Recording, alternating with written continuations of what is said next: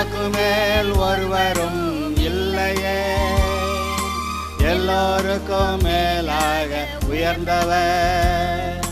உமக்கு மேல் ஒருவரும் இல்லையே. அல்லேலூயா, அல்லேலூயா, அல்லேலூயா, ஆமென். அல்லேலூயா, அல்லேலூயா, அல்லேலூயா, ஆமென். ஒருவரால் சிருஷ்டிக்கப்படாமலே தாமாக என்றென்றும் இருப்பவர். ஒருவரால் சிருஷ்டிக்கப்படாமலே தாமாக என்றென்றும் இருப்பவர். இன்று கூட தேவனுடைய சாயலிலே, தேவனுடைய ரூபத்திலே மற்ற எல்லா சிருஷ்டிகளை காட்டிலும், என் தேவதூதர்களை காட்டிலும் மேன்மையான சிருஷ்டியாக, சிருஷ்டியின் சிகரமாக இருக்கக்கூடிய மனிதன், பூமியில் எல்லாவற்றையும் ஆண்டு கொள்ளும்படியாய் ஏற்படுத்தப்பட்ட மனிதன், பாவத்தில் விழுந்து விட்ட பிறகு அவனுக்கு சமாதானம் இல்லை, உண்மையான சந்தோஷம் இல்லை. தேவனற்ற நிலைமையிலே, உதவியற்ற நிலைமையிலே அவன் இருக்கிறதை உணர்கிறான். தனிமை, அதாவது எவ்வளவோ 1000 பேர் கூட இருந்தாலும் கூட தேவன் இல்லாததுனாலே தனிமையை உணர்கிறான். ஆதலால் எப்படியாவது கடவுளை தேடி கண்டுபிடித்த வேண்டும் என்று பூமியில் இருக்கக்கூடிய எல்லா மனிதர்களும் ஏதோ ஒரு விதத்தில் கடவுளை தேடுகிறதை பார்க்கிறோம். எந்த ஜீவராசியும் கடவுளை கும்பிடலை. ஆனால் சிருஷ்டியின் சிகரமாக தேவனுடைய சாயல் ரூபத்தில் இருக்கக்கூடிய மனிதன் இவன் மாத்திரம் சாமி கும்பிடுகிறான். ஏன்னா ஒரு காரியம் நல்லா தெரியும், தான் எவ்வளவு கெட்டிக்காரனாக, அறிவுள்ளவனாக, ஞானமுள்ளவனாக, பலசாலியாக, விவேகம் உள்ளவர்களாக இருந்தாலும் கூட கடவுளுடைய ஆசீர்வாதம் இல்லாமல் தன்னுடைய வாழ்க்கை நன்றாக இருக்காது, திருப்தியாக இருக்காது.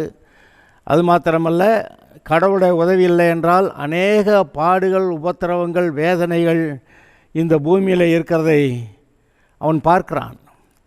ஆதலால் இந்த பாடுகள் நீங்கி சமாதானமும் சந்தோஷமும் பெற்று தேவனோடு கூட சந்தோஷமாக இருக்க, திருப்தியாக இருக்க விரும்பி மனிதன் கடவுளை தேடுகிறான், சாமி கும்பிடுகிறான். ஆனாலும் கூட எவ்வளோ பேர் உண்மையாக வானத்தையும் பூமியும் சிருஷ்டித்த தேவனிடத்தில் வராமல் வேறு எதையாவது தங்களுக்கு ஆராதிக்கும் பொருளாக வைத்து கொண்டு அங்கே சமாதானத்தை, சந்தோஷத்தை தேட பார்க்கிறார்கள். அப்படி போகிறவர்கள் உண்மையான சமாதானத்தையும் சந்தோஷத்தையும் பெற்றுக்கொள்ளவில்லை. இங்கேதான் தேவன் மனிதனுக்காக ஏற்படுத்தி வைத்த இயேசு, இவர் ஒருவரே மனிதனுடைய இருதயத்தில் திருப்தியை கொடுக்கக்கூடியவர், சமாதானம் கொடுக்கக்கூடியவர். இந்த பைபிள் நல்லா வாசிச்சிங்கன்னா தெரியும், இயேசுவானவர் மணவாளனாகிய இயேசு, ரட்சிக்கப்பட்டு வருகிற எல்லாரும் மணவாட்டியாகிய சபை அப்படின்னு எழுதியிருக்கிறத நீங்கள் பார்க்கலாம்.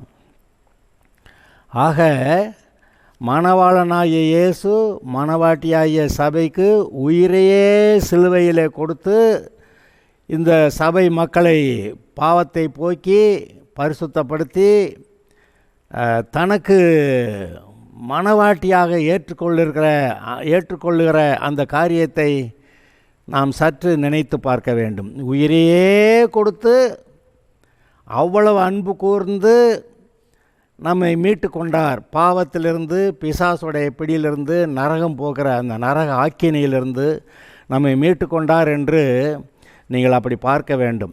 இது ஏன் இதை சொல்கிறேன்னா, இப்படி இந்த மனிதன் தேவனுடைய சாயலில் ரூபத்தில் சிருஷ்டிக்கப்பட்ட மனிதன், இவன் இந்த தேவனிடத்தில் வந்தால்தான் அவனுக்கு திருப்தி, இல்லாட்டி வேறு எந்த விதத்திலும் திருப்தி இல்லை என்பதை நான் சொல்ல வருகிறேன். உலகத்தில் எவ்வளவோ கண்டுபிடிப்புகள் இப்பொழுது சொல்லுகிறார்கள். இதை கண்டுபிடிச்சிட்டேன், அதை கண்டுபிடிச்சிட்டேன், தேடி பார்த்தா கடவுள் இல்லைன்னே சொல்ல வந்தாங்க. அப்புறமா இருக்கக்கூடிய எல்லா ஒரு ஒரு வினோதமான சிருஷ்டிப்புகளை பார்த்து, சிக்கலான அமைப்புள்ள எல்லா சிருஷ்டிகளையும் பார்த்துட்டு நிச்சயமாக இதுக்கு பின்னாடி கடவுள் ஒருத்தர் இருக்கிறாரு அப்படின்னு அந்த எல்லா விஞ்ஞானிகளும் சொல்ல ஆரம்பிச்சிட்டாங்க. அப்போ சிருஷ்டிப்பை வைத்து கடவுளை கண்டுபிடிக்கிறது மட்டும் இல்லை, எல்லா மனிதர்களும் அவரவருடைய இருதயத்தில் இருக்கக்கூடிய ஒரு ஏக்கம், அதாவது கடவுள்கிட்டருந்து மனுஷன் வந்தால் இப்போ பிரிக்கப்பட்டுட்டான் பாவத்தினால, இப்போ கடவுளோட போய் சேரணும். அதனால் அது ஒரு ஏக்கம் இருக்கிறது. அதனால் தான் எல்லா மனிதரும் கடவுளை தேடுகிறார்கள், சாமி கும்பிடுகிறார்கள். இதை நான் எதுக்கு சொல்ல வர்றேன்னா, இப்போ நான் ஒரு வசனம் வாசிக்கிறேன். போன செய்தியில் வாசித்தேன், ஆனால் மறுபடியும் இதை வாசிக்கிறேன்.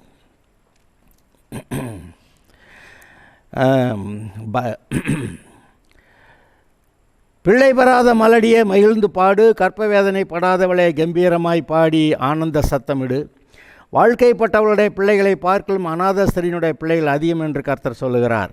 உன் கூடாரத்தின் இடத்தை விசாலமாக்கு, உன் வாசஸ்தலங்களின் திரைகள் விரிவாகட்டும், தடை செய்யாத உன் கயிறுகளை நீளமாக்கி உன் முளைகளை உறுதிப்படுத்து.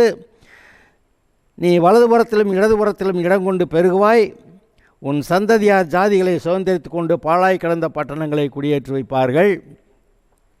பயப்படாதே, நீ வெட்கப்படுவதில்லை, நானாதே, நீ லட்சையடைவதில்லை. உன் வாலிபத்தின் வெட்கத்தை நீ மறந்து உன் விதவை இருப்பின் நிந்தையை நீ நினையாதிருப்பாய். உன் சிருஷ்டிகரே உன் நாயகர், சேனைகளின் கர்த்தர் என்பது அவருடைய நாமம். இஸ்ரவேலின் பரிசுத்தர் உன் மீட்பர், அவர் சர்வபூமியின் தேவன் எனப்படுவார். கைவிடப்பட்டு மனம் நொந்தவளான ஸ்திரீயைப் போலவும் இளம்பிராயத்தில் விவாகம் செய்து தள்ளப்பட்ட மனைவியைப் போலவும் இருக்கிற உன்னை கர்த்தர் அழைத்தார் என்று தேவன் சொல்லுகிறார். இதை முந்தின செய்தியிலையும் வாசித்தேன். இதில் என்ன போட்டிருக்கு? பயப்படாதே, நீ வெட்கப்படுவதில்லை, நானாதே, லட்சையடைவதில்லை. உன் வாலிபத்தின் வெட்கத்தை நீ மறந்து உன் விதவியிருப்பின் நிந்தையை இனி நினையாதிருப்பாய். உன் சிருஷ்டிகரே உன் நாயகர், சேனைகளின் கர்த்தர் என்பது அவருடைய நாமம். இஸ்ரவேலின் பரிசுத்தர் உன் மீட்பர், சர்வபூமியின் தேவன் எனப்படுவார். கைவிடப்பட்டு மனம் நொந்தவளான ஸ்திரீயைப் போலவும் இளம்பிராயத்தில் விவாகம் செய்து தள்ளப்பட்ட மனைவியைப் போலவும் இருக்கிற உன்னை கர்த்தர் அழைத்தார் என்று தேவன் சொல்லுகிறார். பாருங்கள், சிருஷ்டிப்பிலேயே தேவன் மனிதனை படைக்கும்போது தன்னுடைய ஜீவனிலே ஒரு பகுதியை எடுத்து மனிதனை கொடுத்து விட்டார். ஆதலால் மனிதனுக்கும் தேவனுக்கும் ஒரு குறைவு இருக்கிறது. ஒரு பாதி தேவன் அங்கே இருக்கிறார், ஒரு பாதி மனுஷன் அங்கே இருக்கிறான். அப்போ இந்த தேவன் இந்த மனுஷனோட கூட இருந்தால் தான் அவருக்கு திருப்தி. அதனால் அவர் மனுஷனை தேடி வர்றாரு. இவன் தேவன் வேண்டான்னு சொல்லி பாவம் செய்து பிசாசு கட்சியில் சேர்ந்தவன், இவனுக்கு நிம்மதி இல்லை. இப்போ பாவத்தை செஞ்சு விட்டு எப்படி நம்ம கடவுளை கண்டுபிடிக்கணும், மறுபடி கடவுள்கிட்ட போய் சேரணும் அப்படின்னு சொல்லி கடவுளை தேடுகிறது, ஒப்புரவாகிறதற்காக பரிகாரங்கள் செய்கிறது, இதெல்லாம் நம்ம பார்க்கக்கூடிய காரியங்கள். இப்படி ஏன் மனிதன் தேவனை தேடுகிறான்? அங்கே மட்டும்தான் சமாதானம், அவரோட கூட இருந்தால் மட்டும்தான் திருப்தி. வேறு இவனுடைய பணமோ ஐஸ்வர்யங்களோ படிப்பு ஞானம் அறிவு அதிகாரங்களோ இவன் எவ்வளோ இதெல்லாம் விரும்பினாலும் கொடுத்தா கூட ஒரு ராஜாவாக இருக்கிற மனுஷனுக்கு என்ன கிடைச்சாலும் அப்புறமும் திருப்தி இல்லை, சமாதானம் இல்லை. அதனால் என்னன்னு பார்த்தீங்கன்னா, இவனுக்குள்ளே ஒரு குறைவு இருக்கிறது, இவனுடைய இருதயத்தில் ஒரு வெற்றிடம் இருக்கிறது. அந்த வெற்றிடத்தை தேவன் ஒருவரே நிரப்ப முடியும், வேறு யாரும் நிரப்ப முடியாது. அதே போல் தேவனும் தன்னுடைய ஆவியில் கொஞ்சத்தை மனுஷனுக்கு கொடுத்துட்டதுனால தேவனுக்குள்ளும் ஒரு குறைவு இருக்கிறது, ஒரு வெற்றிடம் இருக்கிறது. இந்த மனுஷன் அங்கே போனாதான் அங்கே திருப்தி வருகிறது, இந்த நிலைமை இருக்குது.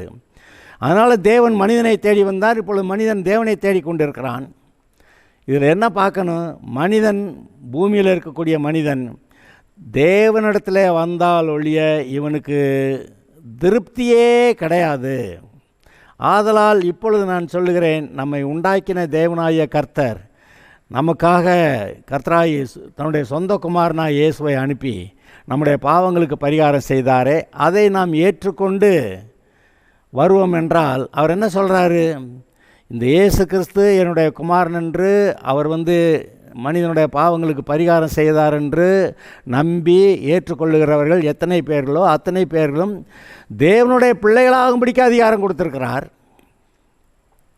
அவர்கள் எல்லாரும் புருஷனுடைய சித்தத்தினாலாவது மாம்சத்தினாலாவது பிறவாமல் தேவனாலே பிறந்தவர்கள் அப்படி சொல்லியிருக்கு.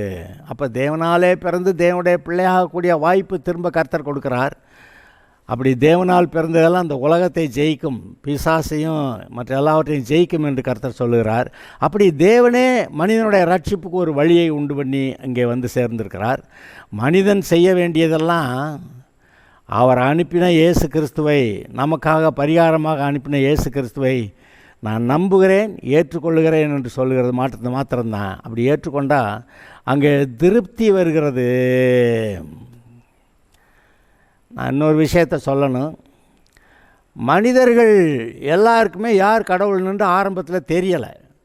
ஆனால் கடவுள் இருக்கிறாரு, கடவுளை தேடணும், கடவுள்கிட்ட ஒப்புரவாகணும், அதனால் சாமி கும்பிடணும் அப்படின்னு சொல்லி எல்லாருக்கும் தெரியுது. எல்லோரும் சாமி கும்பிட்றாங்க.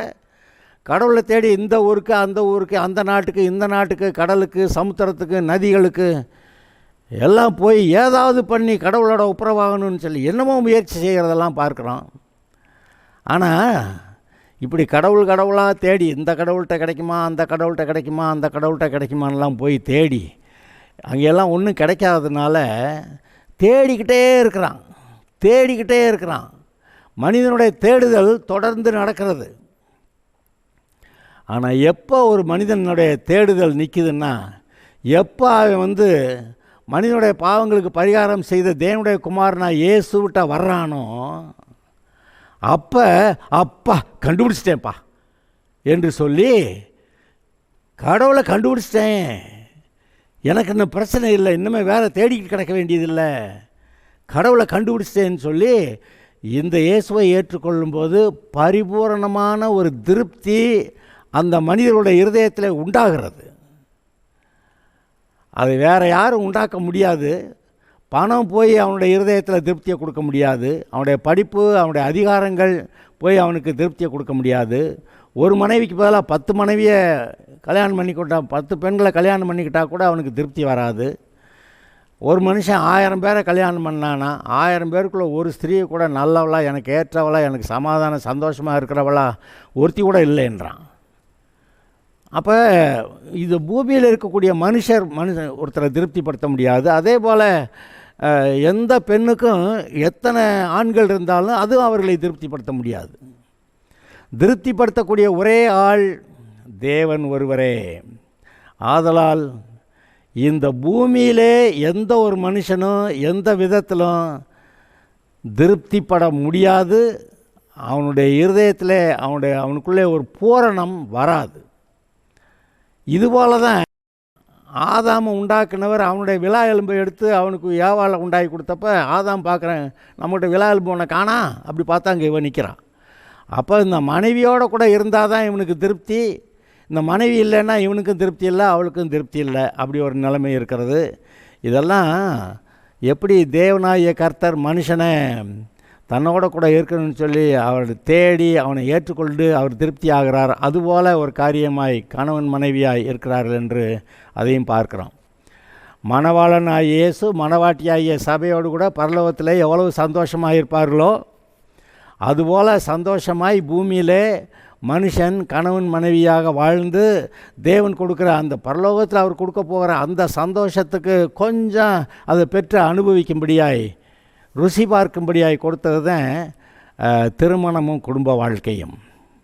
இதை நினைத்து பாருங்கள்.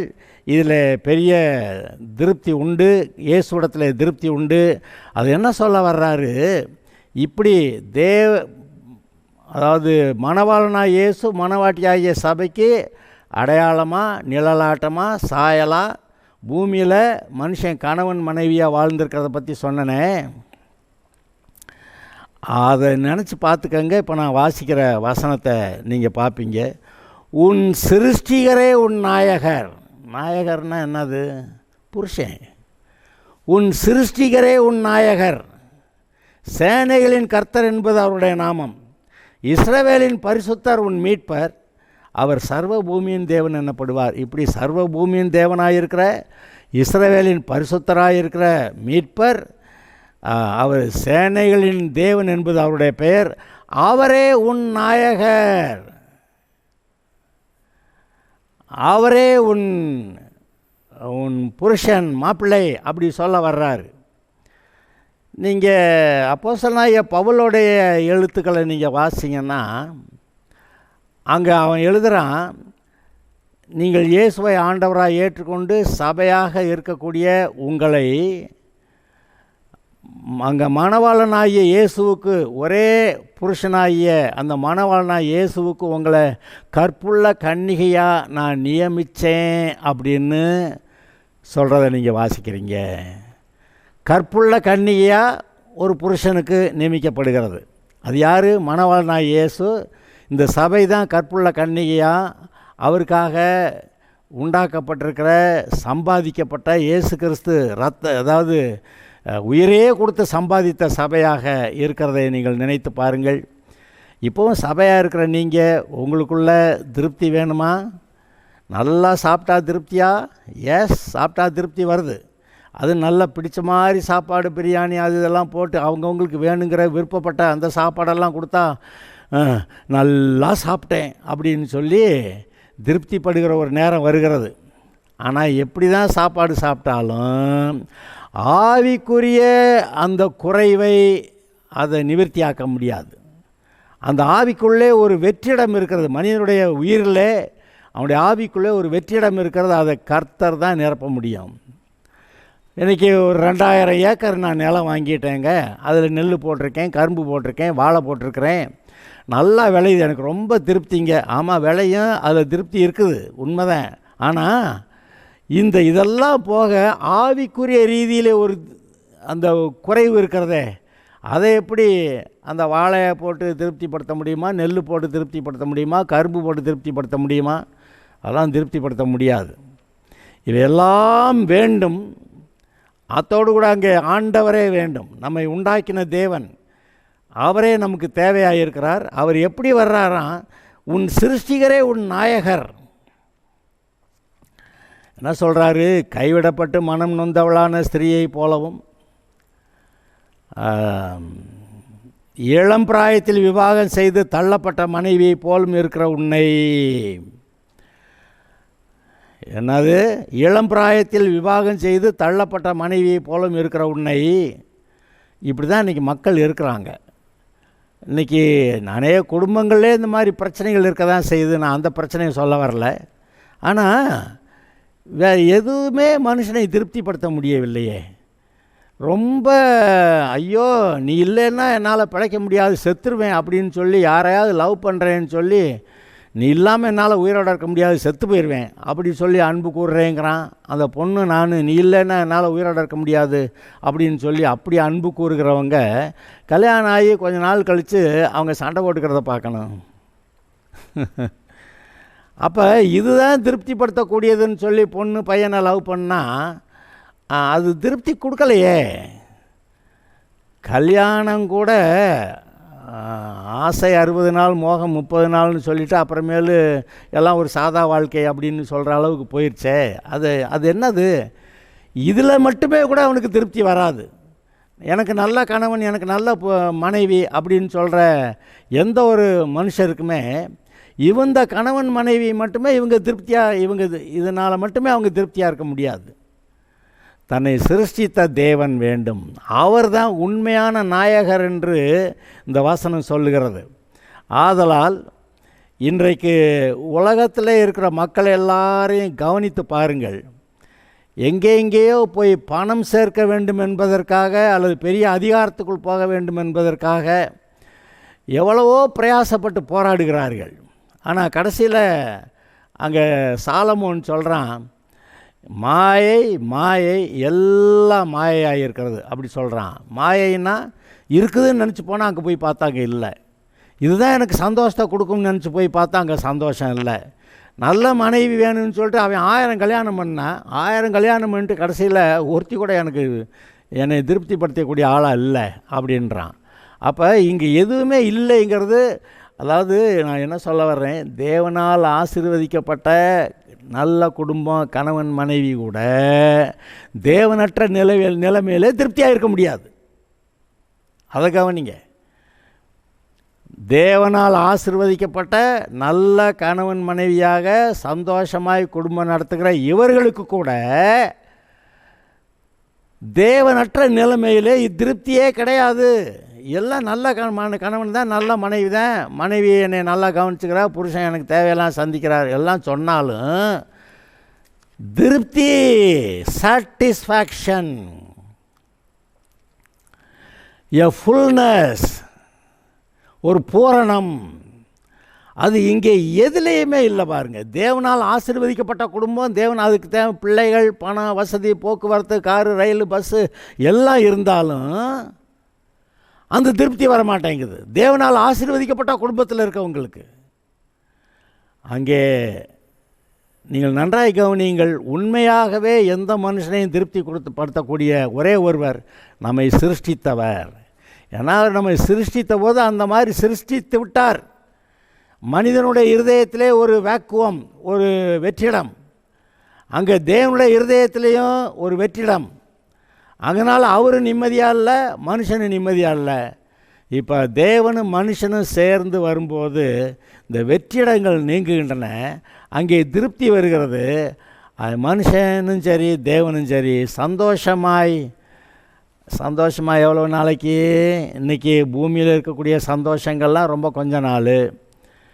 நல்ல கல்யாணம், ஓகே, நல்ல பிள்ளைங்க, வாழ்நாளான குறுகி இருக்கிறதே, குறிப்பிட்ட நாளில் அவங்க வாழ்க்கையை முடிஞ்சு போயிடுதே. அப்போ நித்திய காலமும், அதாவது ஆதாம் பாவம் செஞ்சதுனால தான் சாவே வந்துச்சு. இல்லாட்டி அவன் செத்தே இருக்க மாட்டான். ஆதாம் ஏவாள் செத்தே இருக்க மாட்டாங்க. இவங்க அந்த பிசாசு கட்சியில் சேர்ந்து பாவம் செய்யலைன்னா. இப்போ சாவு வேற வந்துருச்சே. இப்போ மனுஷனுக்கு மரண பயம் வேற பிடிச்சி ஆட்டிக்கிட்டு இருக்குது. எப்போ செத்துருவோமோ? அது பொதுவாக 70-80 வயசில் மேலே இருக்கிறது இல்லைன்னா, எனக்கு வயசு 70 ஆயிடுச்சு அப்படின்னா என்ன அர்த்தம்? நான் ரெடியாக இருக்கிறேன், போகிறதுக்கு ரெடியாக இருக்கேன் அப்படின்னு. அதாவது 80 வயசாச்சு, இனிமேல் வர்றது போனஸ் அப்படின்னு சொல்லிக்கிட்டு இருப்பாங்க. அந்த மரணம் வருது. எப்போ வருமோ, எப்போ நம்மளை பிடிக்குமோ அப்படின்னு சொல்லி, எப்போ வருமோன்னு சொல்லி மரண பயம் எல்லா மனிதர்களுக்கும் இருக்கிறது. முதல்ல திருப்தியை சொன்னேன். இப்போ எல்லா மனிதர்களுக்குள்ளே இருக்கக்கூடிய மரண பயத்தை பற்றி பேசிக்கிட்டு இருக்கிறேன். இந்த மரண பயத்தை எந்த மனுஷனும் போக்க முடியல. சாவு இன்றைக்கி வருது, இல்லைல்ல நான் நாளைக்கு செத்துக்கிறேன் அப்படின்னு ஒருத்தரும் சொல்ல முடியறதில்ல. அப்போ இந்த நிலைமையை நீங்கள் நோக்கி பாருங்கள். அப்போ மரணத்தை ஜெயித்தாதான் திருப்தி வரும். இங்கே பாருங்க, ஆதாம் சாகாமல் நித்திய காலமாக இருக்க முடியும் உண்டாக்கப்பட்டவன். ஆனால் இவன் பிசாசு கட்சியில் சேர்ந்து பாவம் செஞ்சதுனால மரணம் வந்தது. முதலாவது ஆவிக்குரிய மரணம் வந்தது, பிறகு சரீர மரணம் வந்தது. சரீர மரணம் வர வரைக்கும் ரட்சிக்கப்படலைன்னா அவன் நரகம்தான் போகணும். பாவத்தின் சம்பளம் மரணம். மரணம்ங்கிறது சரீர மரணத்தையும் சொல்லுது, அதுக்கப்புறம் ஆவிக்குரிய மரணத்தினால் நரகம் போகிறதையும் சொல்லுது. ஆக இந்த மரண பயத்திலிருந்து யார் நம்மை விடுதலையாக்கக்கூடும்? எல்லா மனுஷனுக்கும், அதாவது எல்லா வேணுங்கிறதெல்லாம் கிடைச்சாலும் எனக்கு இன்னும் செத்து போயிடுவோமேன்னு பயம் வேறு இருக்குது அப்படின்னு. சில ஆட்கள் இந்த பூமிக்குரிய வாழ்க்கையை தான் பரலோகம் மாதிரி நினச்சிக்கிட்டு எனக்கு விரும்பின மாதிரி வீட்டை கட்டி நல்ல மெத்தையெல்லாம் வாங்கி போட்டு எல்லா வசதியெல்லாம் செஞ்சு வச்சுக்கிட்டு இங்கேயே பூமியிலே பரலோகம் போல் ஒரு வாழ்க்கையை வாழணும் அப்படின்னு நினச்சி அருமையான வீட்டை மிகுந்த பணம் செலவு பண்ணி கட்டுறாங்க. ஆனால் வியாதி வந்துடுது. வீடு வாசல் எல்லாம் ரொம்ப அழகான சூப்பர் வீடாக இருக்குது. ஆனால் வீட்டுக்குள்ளே குடியிருக்கிற மனுஷன் அவன் வியாதிப்பட்டு அங்கே படுக்கையில் படுத்த மேனிக்க அது இந்த வியாதி அந்த வியாதி, இதை சாப்பிடலாம் அதை சாப்பிடக்கூடாது அப்படியெல்லாம் சொல்லிக்கிட்டு அங்கே இருக்கிறானே. இந்த பூமிக்குரிய வாழ்க்கையை நல்ல வீட்டை கட்டி பரலோகம் போல் வாழலான்னு நினச்சவன் அது மாதிரி நடக்கலை. அது ஒன்றும் நல்லா இல்லையே, மரணம் வந்து விடுமோ, எப்பொழுது வருமோ என்று பயந்து கொண்டு இருக்கக்கூடிய நிலைமையில் இருக்கிறது. இங்கே தான் இந்த நம்மை சிருஷ்டித்த தேவனே நம்மிடத்தில் இருக்க அந்த மரண பயத்தை போக்கும்படியாக அவர் ஒரு அற்புதமான காரியத்தை செஞ்சு வச்சுருக்கிறாரு. நான் அதை உங்களுக்கு காட்டுறேன். எபிரேயருக்கு எழுதின நிருபம், அதில் நான் காட்டுறேன். எபிரேயர் 2வது அதிகாரம் 14-15 ஆகிய 2 வசனங்களை வாசிக்கிறேன். ஆகையால் பிள்ளைகள் மாம்சத்தையும் இரத்தத்தையும் உடையவர்களாயிருக்க இயேசுவும் அவரை போல மாம்சத்தையும் இரத்தத்தையும் உடையவரானார். மரணத்துக்கு அதிகாரியாகிய அந்த பிசாசானவனை தனது மரணத்தினாலே அழிக்கும்படிக்கு. இப்போ நம்ம எல்லாத்துக்கும் மரணத்தை உண்டாக்குறது அந்த பிசாசு. அப்படி எல்லாத்துக்கும் மரண பயத்தை கொடுத்து அந்த பிசாசை தன்னுடைய மரணத்தினால அவனை ஜெயிக்கிறாராம். ஜெயித்து ஜீவகாலம் எல்லாம் மரண பயத்தினாலே அடிமைத்தனத்துக்குள்ளானவர்கள் யாவரையும் விடுதலை பண்ணும்படிக்கு அப்படியானார். யாரெல்லாம் இயேசுவை ஏற்றுக்கிறாங்களோ அவங்களுக்கு மரண பயம் போயிடுது. ஒருவேளை மறிக்கிறாங்க, ஆனால் பரலோகம் போயிடுறாங்க. அதனால் மறித்தா பரவாயில்ல, நான் பரலோகம் போயிடுவேன்றாங்க. மரண பயம் அவர்களிடத்திலிருந்து நீக்கப்பட்டிருக்கிறது. இன்றைக்கி நான் பாருங்கள், எல்லா சபைகளையும் போய் விசுவாசிகளை கேட்டு பாருங்கள், மரண பயம் இருக்கா? மரணம் வரும் எனக்கு தெரியும், ஆனால் விட்டாக்க நான் அங்கே போயிடுவேன், பரலோகம் போயிடுவேன் அப்படின்னு தைரியமாய் சொல்லக்கூடியவர்களை பார்க்கிறீர்கள். அப்படியான ஒரு காரியம் திட்டமாய் தெரிகிறது. பிசாசு கூட சேர்ந்து பாவம் செஞ்சதுனால அவனுக்கு மரணம் வந்தது.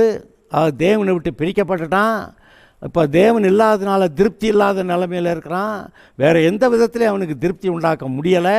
அதனால் தன்னை சிருஷ்டித்த தேவனிடத்தில் வந்தால் ஒழிய அவனுக்கு திருப்தி இல்லை என்ற நிலைமையில் அவன் கடவுளாக தேடி கடைசிக்கு இயேசு நாட்டை வந்தோடனே அப்பா கண்டுபிடிச்சிட்டேன்ப்பா அப்படின்னு சொல்லி தேவனை கண்டோம் என்று திருப்திப்படுகிறான். அதுக்கப்புறம் கடவுளை தேடி போகிறதில்ல. இவன் கண்டுபிடிச்சிட்டேங்கிறான், கடவுளை கண்டுபிடிச்சிட்டேன் அப்படின்றான். அப்புறம் இந்த உலகத்து மனிதர்கள் எல்லாருக்கும் இந்த பயம், மரண பயம் இருக்கிறதே.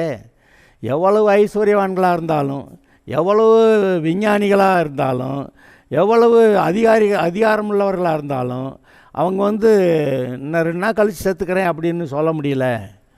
ஆனால் சில ஆட்களை அது இன்றைக்கி சாகக்கூடாது இவங்க அப்படின்னு சொல்லி ஆஸ்பத்திரியில் ஒரு மிஷினில் மாட்டி விட்டு வென்டிலேட்டர், அது மூச்சு விட வைக்கும், அந்த மூச்சு விடுற வைக்கிற மிஷினில் மாட்டி விட்டு உயிரோடு இருக்கிறதுக்காக போல் ஒரு தோற்றத்தை உண்டாக்கி வச்சுருப்பாங்க. அப்புறம் சரி அவன் இந்த ஆள் செத்துக்கலாம் அப்படின்னாக்கா அந்த வயரை பிடுங்கி விட்டாங்கன்னா போச்சு, அது அவுட்டு.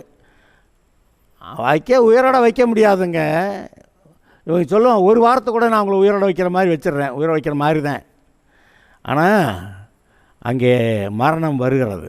வென்டிலேட்டர் எடுத்தவுடனே மூச்சு நின்றுது, எல்லாமே நின்றுது. ஆக மரண பயத்தை போக்கக்கூடிய ஒரே ஒருவர் அவர் இயேசு கிறிஸ்து. அவர் சிலுவையிலே நமக்கு பரிகாரம் செய்தபடியாலே இன்றைக்கு விசுவாசிகளும் மறிக்க தான் செய்கிறாங்க. ஆனால் மரண பயம் இல்லாமல் இப்போ நான் இந்த சரீரமாகிய இந்த வீட்டை விட்டு நான் பரலோகத்துக்கு போகிறேன் என்ற அந்த சந்தோஷத்தோடு கூட போகிறார்கள். அதுபோல் நான் இப்பொழுது சொல்லுகிறேன், இது வசனத்தை இந்த வார்த்தைகளை கேட்கிற நீங்கள் யாராக இருந்தாலும் உங்களை திருப்திப்படுத்தக்கூடிய எதுவும் பூமியிலே கிடையாது. நீங்கள் விரும்புகிறது போல் நல்ல புருஷன் மனைவி கிடைச்சா கூட இது மட்டும் திருப்திப்படுத்தாது. நம்மை உண்டாக்கின தேவனை நம்மை திருப்திப்படுத்துகிறவர், அவரே நம்முடைய நாயகர் என்று எழுதியிருக்கிறது. இந்த இயேசுவை இடத்துல வாருங்கள், அவர் உங்களுக்கு திருப்தியான வாழ்க்கையை கொடுப்பார், நித்திய ஜீவனை கொடுப்பார். மரணம் இல்லாத, அதாவது ஆவிக்குரிய மரணம் இல்லாத, அப்படியே ஒரு வேளை மரித்தாலும் பரலோகம் போகிற அந்த ஒரு நல்ல திருப்தியான வாழ்க்கையை கொடுக்கிறார். இந்த இயேசு இடத்துல வாருங்கள், இவரை ஏற்றுக்கொள்ளுங்கள். இவர் ஒருத்தர் தான் நம்முடைய பாவங்களுக்கு பரிகாரம் செய்தவர். இவர் ஒருத்தர் தான் நம்மிடத்தில் அன்பு கூர்ந்து நம்முடைய பாவங்களை போக்குறதுக்காக சிலுவையிலே பாடுபட்டார். அதனால் இவரை ஏற்றுக்கொள்ளலாம், நீங்கள் ரட்சிக்கப்படலாம், நீங்கள் பரலோகம் போகலாம், தேவனுடைய பிள்ளையாக இருக்கலாம், திருப்தியான வாழ்க்கையை இங்கேயும் வாழலாம், போகிற பரலோகத்திலே அங்கே இருக்கலாம். Okay, God bless you.